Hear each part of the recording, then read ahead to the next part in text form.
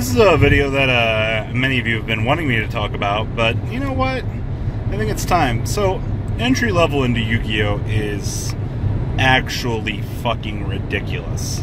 And I can't be in one of those people that are against allowing for entry points for players to get in, but your standard starter deck isn't going to be enough to break that competitive barrier. And I mean, sure, reprints of Cosmic Cyclone, Mirror Force, MST, no, even Cosmic Cyclone, they're fine. They're not wetting the lips enough, basically, to generally get you into, I guess, competitive play. And that's a bad thing. You know, even when you look at these structure decks, like the Dark Structure deck, for example, cool. So you give a base engine, Lair of Darkness, the ability to tribute the opponent's monsters, but we haven't had a real out-of-box deck that you can really play. You know, at least with ABC, you know, with a little bit of mishmash on the side, you know, out of the box, or 3 out of the structure decks, 3 structure decks out of the box. You know, you were able to play a pretty decent deck with, you know, a few extra things you had to pick up, but it was really for an entry point into the game. I mean, that was kind of one of the points to get you into it. And now these new players kind of struggle. Somebody's gonna be like, "Well, God, is Robbie like advocating new players?" This is up first. Well, I always love seeing new blood into the game. I really do. But when you have format staples like Ash Blossom, now I'm not saying that every person should have Ash Blossoms right off the bat, because there is a cooldown period for things. You know, reprints do have to happen. You know, unfortunately, they're the things that drive the sets. It's very unfortunate, but you know, chase cards do exist before reprints. That's unfortunately how the game works and how the system works. So, you know, unfortunately, you might not be able to get at those chase cards within the first couple months of release, but eventually, set value, reprints, things like that will happen. That's fine, but the cycles that tend to come for these reprints, we're going to use the national cycle, the WCQ, and I'm going to use the American example for this. Typically, what you'll see for the competitive play, you know, August is Megaton season. The last 4 sets are going to typically get the reprint in the Megatons, unless something obscure happens or something crazy was announced. And then with those reprints, everybody's dumping all of their stuff from the WCQ. You'll see life come back into the secondary market. Typically at the point of the WCQ, or like literally the day of WCQ, check the secondary market, because people are going to start fire selling stuff. And honestly, I consider this one of the best points if you are wanting to pick up something. Now, this argument isn't for the rich. It's not for... I'd give it for like a little bit of the middle class there. Because at the end of the day, when this sale occurs and people are dumping things either in fear of the ban list, you have to ask yourself, is it worth it to gamble to pick this stuff up? Now, like I said, as outside of a reprint set, this is your optimal time to jump into the game. You know, literally, you're like, all right, all aboard. Like, WCQ's happening right now. People think this is going to get banned.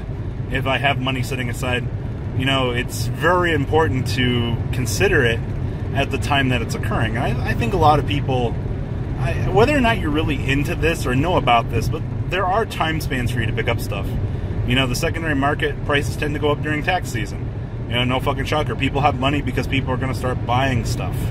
You know, it's not a real big shocker. You know, if people have money and they're buying cards at X time, it's no stranger thing. And then, you know, during Christmas, cards tend to go down because people don't want to buy because of Christmas. It's actually the opposite mentality come Christmas. It's actually interesting. You would think that the more sealed product passes hands during the Christmas season because, well, A, you know, you want to get some packs for your little nephew or grandson, or, you know, your family brother, you know, whoever it might be, as opposed to just buying them singles. It's a different time, but it's fine. But come the secondary market during Christmas into like January, things are very slow, and then come tax season, so catapult into the summer season, you know, things get much faster. You know, a lot more stuff is selling. You know, it definitely comes in seasons.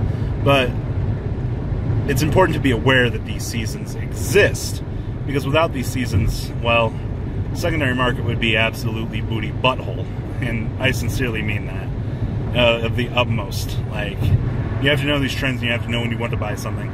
Also, the date of release. I always talk about this too. You know, it's very important to know the Friday of release or that Saturday. Hey, if I want something, I should probably be picking this up.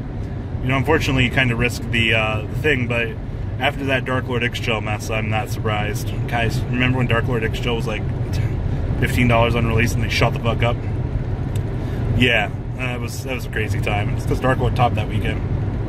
But there's that. But like I said, if you're wanting to get a core set in terms of reprints, like the beginner's pack or something like that, it's unfortunately not going to happen. You have to look to alternatives in the secondary market, you know, the branching points and things for you to enter into. Now, on the subject of this video, I get to make one of my other favorite points.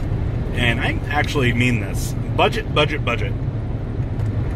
Not every person is going to have the ability to spend $50 on cards. Not every person has $50. It's very important, and you will always hear this from a lot of players. Budget your money. And you can say this about anything. That trip to Cancun that you want to do with your fucking significant other or girlfriend, yeah, you're going to have to save for it. $5 a week or something over the course of a year. 52 weeks in a year times $5. Congratulations. You know, you have a fund. I actually have a friend of mine. He's got 2 kids. He budgets money aside for his Yugioh addiction, you know. I know in a perfect world that might not be possible for a lot of people, but, you know, we're life adults. Budgeting is key. It's something I learned in college, you know, learn to budget. And for those of you that, you know, you would rather spend the money on something else, that's absolutely fine, but I think at the point of you wanting to spend the money on something else, you kind of give up your right to complain that you don't have the money to buy X thing when you're attributing the money that you could be spending on it to something else. It's a weird moralistic argument that I'm not going to get into, but I find that point to be a little bit rigorous at times, whether or not for what it is. But I find that, like, I always use the example of my friend who works at Walmart, because they don't make what they make very minimum wage here, and it's what? God, I don't remember what minimum wage is. It's like 8 something. But if somebody working at hell, even my friend working at McDonald's actually has money, you know. But budget things out, plan things. My friend working at Walmart, if he can, just set aside X money every month for something on top of rent and everything else, like, life isn't that horrible. But if Yugioh just made X budget set and was like, oh, hey, by the way, you know, if you want to enter into the game at X point, this is a very good opportunity for you. It kind of sucks that it just doesn't actually exist. It would be nice. Oh, man. You know how many players would just be ecstatic? They'll be like, all right, cool, I'm going to start playing the game at this point because X is available now, but because X isn't available, I don't know. I always still... Side note on this video, I'm always surprised by the amount of people I see at events. Like, I'll go to a regional and 3 months later, like, half the people in the room are completely different. And you're just like, where the fuck did all these new people come from?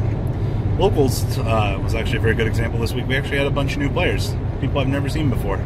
Actually shocked about that. But it's cool to see recurring people, but it's always nice to see new people meet new faces and things like that, because the same people at the end of the day, I mean, sure, they're still going to be there, but they're the same people. Yugioh's about meeting new people, new experiences, just like Konami making a reprint set specifically for new players, like the Megatons and things like that. You know how great it would be to have an entry-level set? I think I've said that like 4 or 5 times in this video, and I think it's very important to note that.